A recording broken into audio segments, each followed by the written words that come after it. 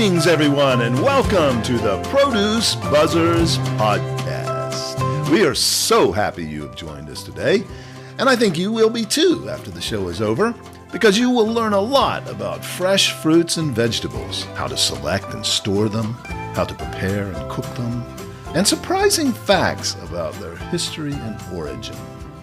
We hope it inspires you to eat more fresh fruits and vegetables, not only for your health, but also for your delight and pleasure as you explore their amazing world of taste and delicious flavors.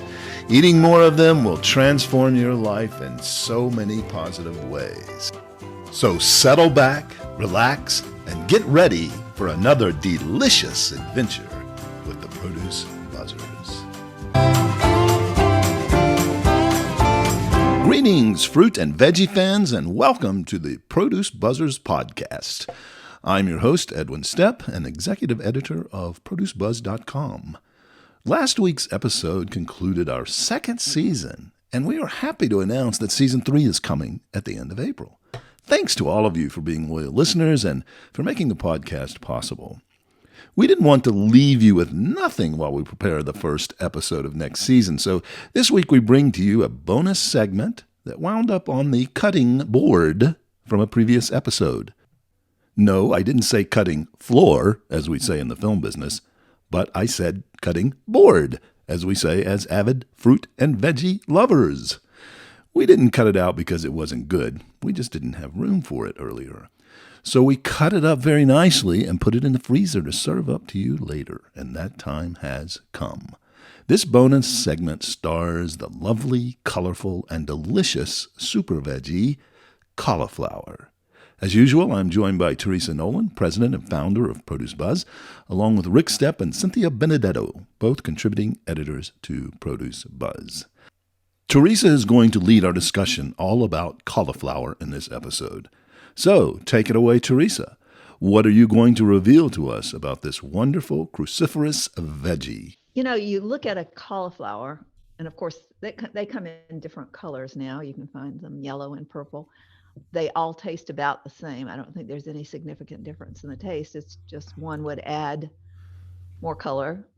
But specifically, if you look at a white cauliflower, you would not think that it would have much nutritional value because it's white. And we usually think of colors as bringing in a lot of the wonderful antioxidants and flavonoids and carotenoids and things like that. But from looking at the information I found about cauliflower, it has the specific antioxidants that can slow and prevent malignant cells from reproducing. And then on top of it, it has the flavonoids and carotenoids that can slow the growth of cancer cells. And it can boost the immune system and help prevent heart and respiratory ailments. Also can reduce the risk of breast and prostate cancers. And then in addition to that, it has a substance called choline, which is especially good for children for healthy brain development, and also to help with brain development among fetuses in utero. So it's almost like a miracle vegetable. It has a positive effect on the entire nervous system and helps neurotransmitters communicate messages from the nerves to the rest of the body, which is probably why it's good for trying to prevent things like dementia and Alzheimer's. And in addition to that, it can aid the liver in dealing with cholesterol management. So amazing health benefits in cauliflower. And That's interesting. And so are you saying we have these various colors of cauliflower? I've seen the purple, and there's green and yellow, as you mentioned. So is the white cauliflower more nutrient dense than purple, yellow, or green? No, when you compare white cauliflower with the orange variety, that contains extra beta carotene. And the purple cauliflower has higher levels of anthocyanins, the same flavonoids that give certain fruits such as cherries, blueberries, blackberries, the rich red, purple, and blue hue. So the colored varieties are more healthy than the white, but they all taste about the same. In the world of plants, colors come from four main pigments: chlorophyll in green vegetables, carotenoids, which is beta carotene, lutein, lycopene, that make carrots orange and tomatoes red, anthocyanins, which is responsible for the red, purple, blue, and black color of different fruits and vegetables, and flavonoids, which gives many kinds of fruit and vegetables their yellow hue. The colors represent phytochemicals. So that's why it's, they used to say, and they still do, 5 a day the color way. Make sure that you have as many colors of fruits and vegetables to get the variety. Yeah. Eat the rainbow is the other phrase. Yeah. Yeah. We'll talk about. Well, it sounds like you could get all of those things if you just bought several different kinds of cauliflower and did a dish with all of them mixed together then. That's a good idea. Yeah, but then you'd end up dying with it, because a head of cauliflower, and then you get 3 of them, you'd be eating cauliflower the rest of your life. But you'd never have cancer, and you wouldn't. And I don't know about the cost. I haven't compared the cost, purple, orange, yellow, green versus white, but I would assume that white is probably a little less costly because there's more of them. So usually that's the way it works. Yes. Right. You could just cook a dish with cauliflower, broccoli, carrots, and maybe some red cabbage, and you'd have your 4 different color groups in one little dish. Yeah. Sounds good. Throw a tomato in there. There's purple varieties of all 4 of those things you just mentioned too. There's purple carrots. I had purple carrots this weekend. Did it taste like an orange carrot? It was much more flavorful, sweeter. But yeah, they taste like orange carrots, but it was more flavor intense. No question. How was it prepared? Just in a salad. Had it in a salad. Sliced carrots in a salad. Along with others, we had some orange in it. We had some white and yellow carrots as well. I bought one of those bunches of multicolored carrots to throw in a salad. So, if you have a bunch of kids and you're on a budget, with your food budget, one advantage, if you buy the mainstream things like you mentioned before, green broccoli, white cauliflower, orange carrots, and maybe some purple beets or something, and you cook that all together, it'd be less expensive than some of these specialty items. Oh yeah, those multicolored carrots were not cheap. I think it was a small bunch for $4. It was probably a half a pound at most. I think. Right. Yeah. It might have been a pound, but wow. $4 a pound. And the orange carrots in the big bag are, $1 a pound or something like that. Yeah, but they're also different varieties, so you would, not necessarily get the bigger bang for your buck. Is not going to get you the better flavor. That's true. That's true. Yeah. Cauliflower even has a substance that can help preserve the stomach lining. It'll make you feel full when you're trying to lose weight. And it can encourage the growth of good bacteria and prevent bad bacteria cells from multiplying. So you look at it, it's a great vegetable to eat, even to get more iron in your system. So it's low in calories, only 25 calories per cup. It is pretty easy to prepare. You can steam it. Just put it in a steamer for like 8 to 10 minutes. And thank God for Rick. Yeah. Well, he's got his microwave steamer. That's what I'm saying. And well, I don't think you would want to put it in a microwave for 8 to 10 minutes. Rick, do you do your? It depends on the quantity, but if I get a 1 pound bag of cauliflower or broccoli, I would put it in my steamer for, if it's frozen, for 6 minutes on high. Why would you get a bag? I buy mine frozen. Don't put that on the podcast. Well, the reality is, and we emphasize fresh fruits and vegetables here, but all the research I've seen is that frozen vegetables are as good and maybe better, because especially if they get frozen very quickly, they actually retain more of their nutrients. And they do get frozen quickly. Like, a lot of people don't realize it, but here in Minnesota where I live, there are a lot of processed vegetables grown here in the summertime. Green Giant, is based out of Minnesota. Oh. And within about 12 to 16 hours from the time they harvest those vegetables, they're either in a can or frozen, locking in all the nutrients. Canned, I'm not such a fan of, but when it comes to freezing vegetables, there might be something you could lose in the freezing process, but as far as the actual nutrients go, frozen is better than fresh. Yeah. But no, I've seen all that research, and the only thing about frozen vegetables for me is usually the texture changes. Like to eat a frozen, and maybe I've never done this, so I'm probably speaking out of ignorance, but to thaw out broccoli or cauliflower and eat it without cooking it probably would not be as good as eating fresh cauliflower or broccoli raw, which I often do, right? Yeah, that would be the advantage of getting it fresh, that you can eat it raw. Yeah. I don't think I've ever tried to thaw broccoli or cauliflower and eat it raw or eat it that way.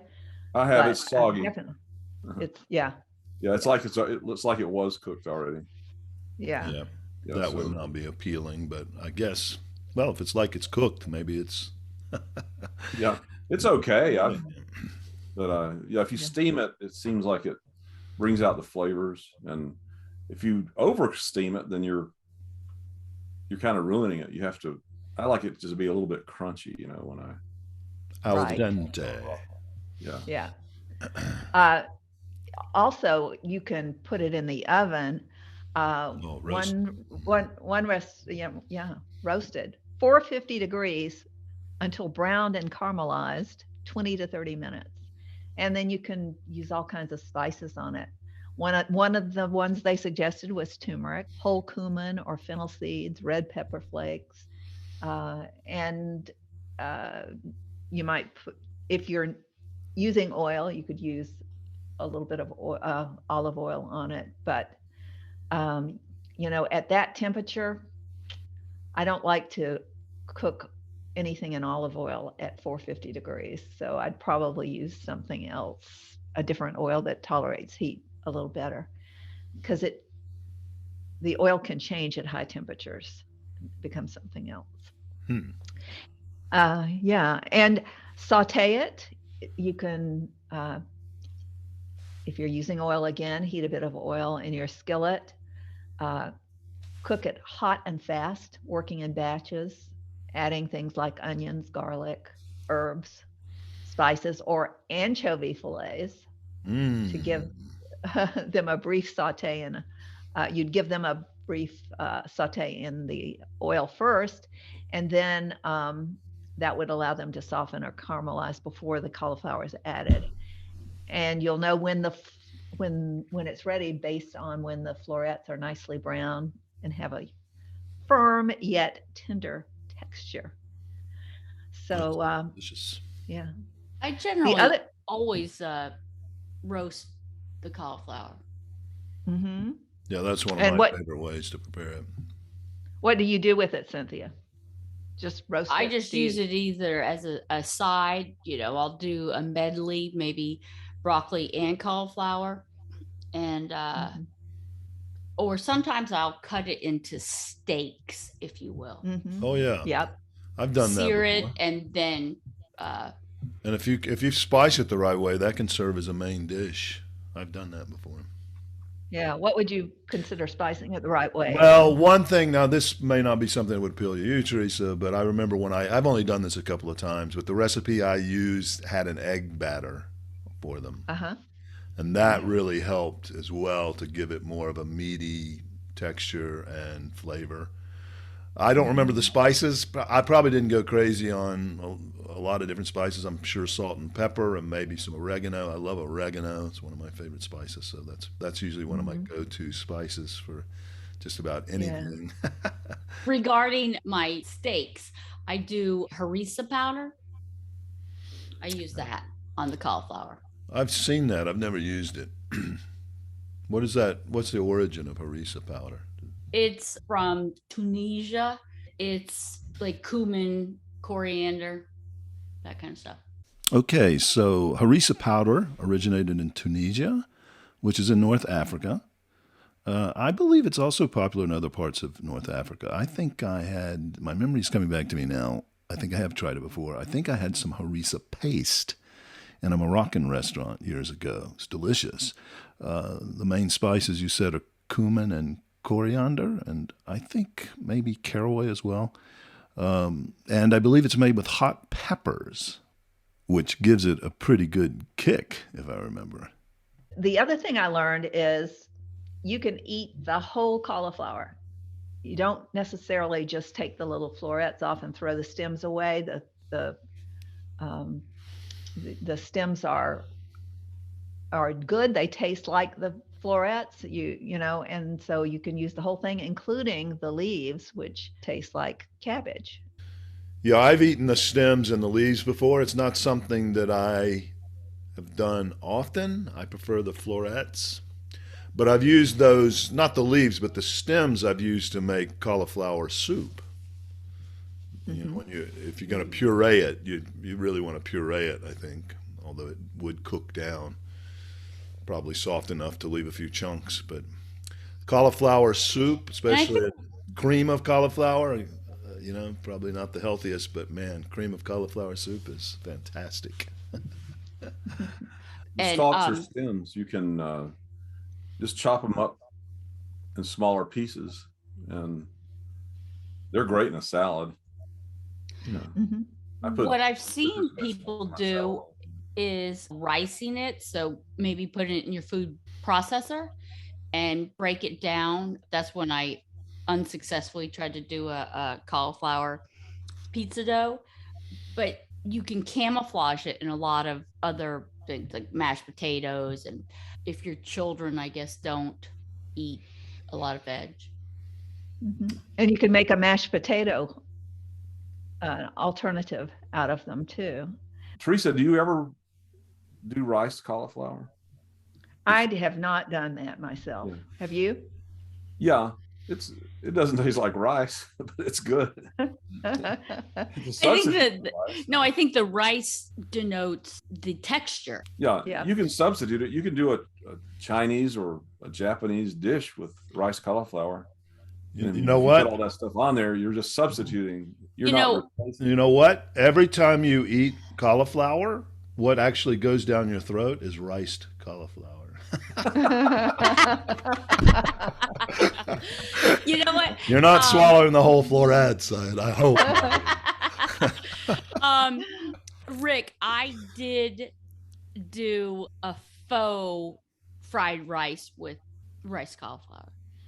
That's not your flavor centerpiece. It was a good camouflage. Did you have a lot of soy sauce on it?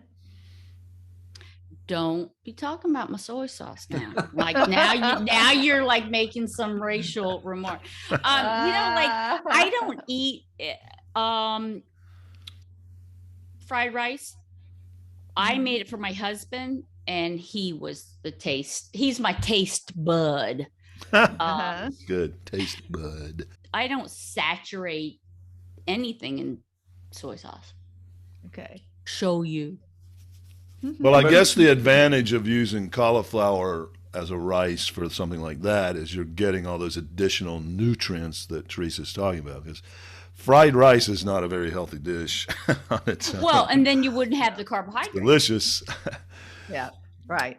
Yeah, true. Carbohydrates and more nutrients. Dense. What is it? It's just like rice and an egg and some vegetables.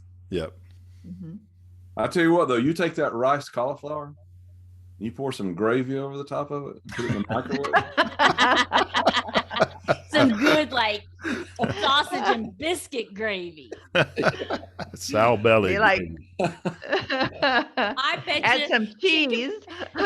chicken fried Cheese. steak with rice cauliflower, you would be happy. Ooh, I sure would be. Right. Yeah. I was trying to remember down south in our home cooking, what was it that we used to have rice with? Was it like beef stew with over rice? Was that one of the things? The stew is like Yep. in a gravy and you pour it over the rice. Chicken fried steak. Yeah, that too. Maybe, but I just don't remember our mother making rice very often. I But don't we had it either. at school, remember, in our elementary school at Dana. Yeah. They used to Yeah. serve us rice. And people used to put Yeah. sugar on it. Oh, yeah. I was just going to Yeah. mention that. Yeah. Almost everybody I knew. I did that sometimes as well because I Yeah. saw other people doing it. I don't think I came up with that on my own. They would really pour the sugar on and made it taste more like tapioca pudding or something. And that's so funny is that like I was raised on rice.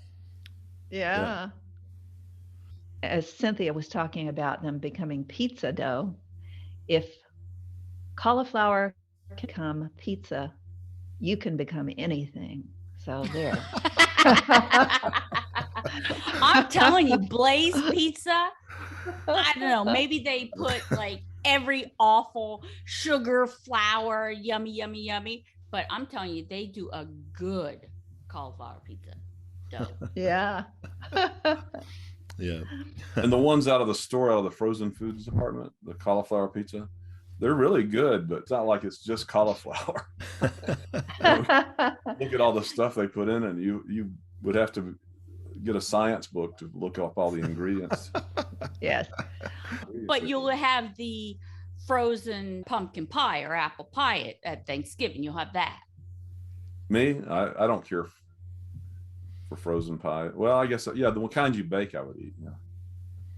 Exactly. And Yeah. so what do you think that ingredients are? Oh, I know. I'm not saying it's good for you. When you look at that nutrition label, that has to be accurate or the company can be fined, sued, whatever, but they can put anything on the rest of the packaging, healthy, organic, whatever. They don't have to have any basis for that. But if you're looking at the ingredients, the nutritional statement and the ingredients that are in the product will be your clue to whether it is a healthy product or not. Can they put organic if it's not organic? No. They're not supposed to. Right. So That's one they are really strict on, is the use of the word organic. You have to be certified organic to market Yeah, it. but some Right. people have stickers. Yeah, I mean, they can lie, sure, but if they get caught, they could be in trouble for that. But you ever see a label that says no added sugar? Mm-hmm. Well, I found out, like juice companies, if they buy juice from another company that has added sugar in it, and then they bottle it themselves, as long as they don't add more sugar, they can say no added sugar. We didn't add sugar. Oh, So yeah. if I wanted to start selling bags of sugar and I bought it from a processor, I could put it in the bag and put on the bag no added sugar. Yeah, that would really be confusing.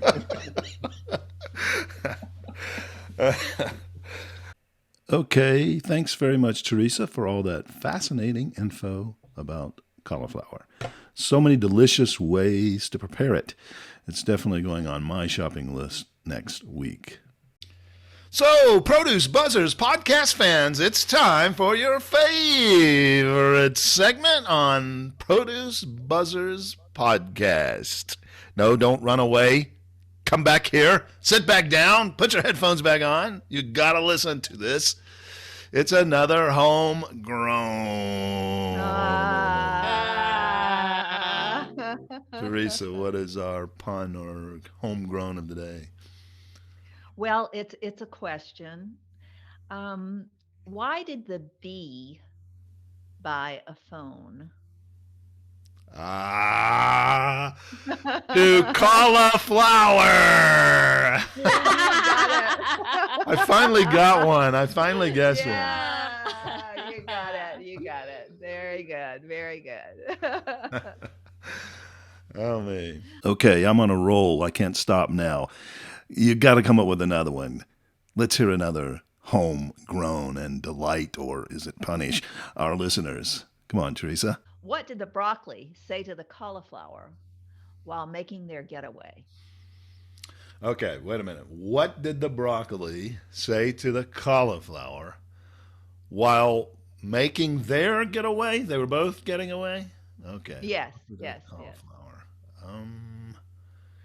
I don't know, Rick. Come on. You're always good at guessing these. Not got it? Cynthia? Come on. Come on.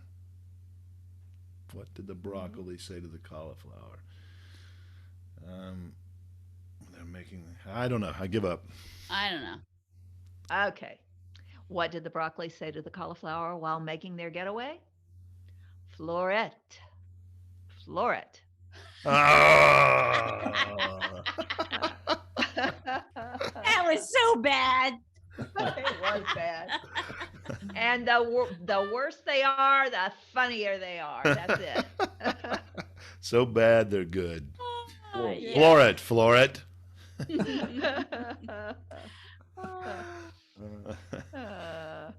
Well, sorry to continue to punish you, listeners, with our bad puns, but you know you love it.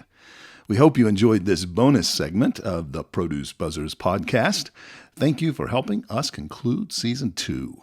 And keep a lookout for Season 3, which will start very soon. Make sure you subscribe to the podcast so you will get notifications of the new episodes to come. We have some really interesting and delicious episodes planned for the next season. If you would like to help support our show, visit anchor.fm/produce-buzz/support.